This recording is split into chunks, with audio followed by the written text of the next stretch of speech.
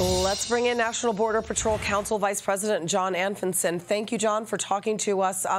First of all, this is a humanitarian crisis. I mean, there's no other way to describe it. And now with Title 42 potentially ending tomorrow, it's only going to get worse. The stream of illegal immigrants will continue to flow in at even larger numbers. What are you feeling with this potential end looming tomorrow? Well, it's frustrating because we've been here before where Title 42 was about to go away, and then Homeland Security didn't really have a plan. So now, instead of changing the policies to maybe deter people from crossing or seeking asylum and sort of abusing the process, now we're just worried about a logistics issue. They're just trying to get better at processing more people in a faster time frame, completely sacrificing border security. Yeah, I mean, there were record border numbers released for the month of November, and they were quite staggering. I mean, in fact, the month of November had over 200,000 illegal immigrants crossing into the border, despite the cold weather, the Christmas weekend, all of that. But you know, El Paso is now the U.S. epicenter of the border crisis. What would you say for El Paso? What are border officials there expecting ahead of Title 42's end? Well, it's not even just El Paso. Every sector at this point is bracing for what's to come, because every sector has been expelling people under Title 42. So the thousands and thousands of people that are getting expelled, they're just waiting until the Supreme Court makes a decision. And this could be stopped tomorrow or the day after if there was just a policy change.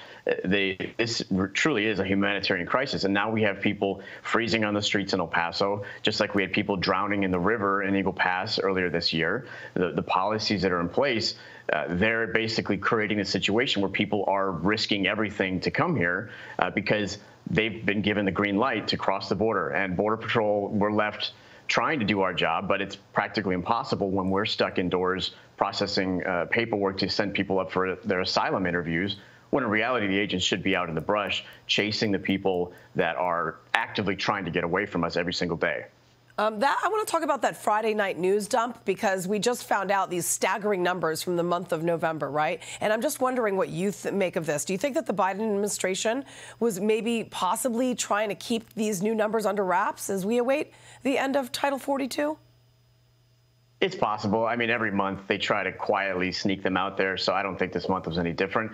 But the numbers were the highest we've seen. And those numbers actually include what the customs officers are dealing with as well. Just Border Patrol alone had something like 207,000 of those encounters.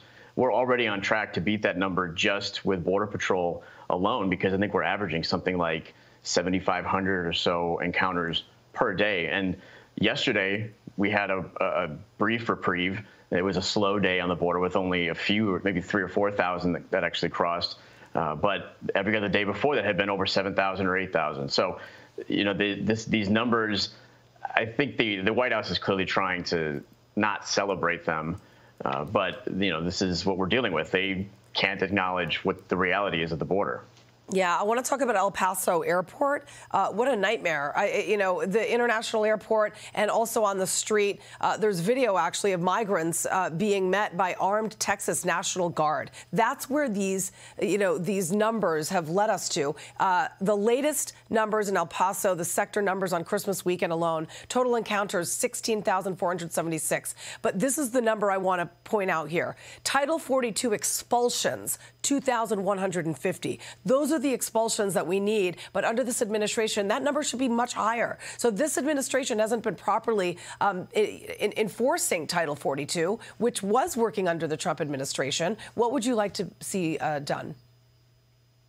Well, I mean, at this point, Title 42 is going to have to go away at some point, whether it's tomorrow or it's 6 months from now. It doesn't really matter. The problem is that we don't have a replacement. You know, we would go back to our authority that we normally have prior to the pandemic, which is to process people for removal and that sort of thing. But ultimately, if everybody's just going to cross and request asylum, it doesn't really matter what authority we're using if they're just going to be released. So even if Title 42 were to stick around for a little while, we have to make some kind of preparation for what to do once it does go away. And the White House asking for a delay of 6 days is sort of a joke, because that suggests that they had a plan that was ready to go starting on the 27th. We all know that that's not the case.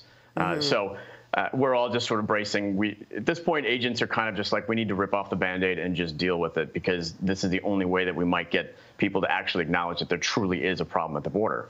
Yeah, or like Lindsey Graham said, I'm going to rephrase it, that Biden needs to get his butt to the border. He didn't use the word but I think you know what I'm talking about. Maybe the president should actually visit the border for the first time ever in his life, perhaps in the new year. We'll see that.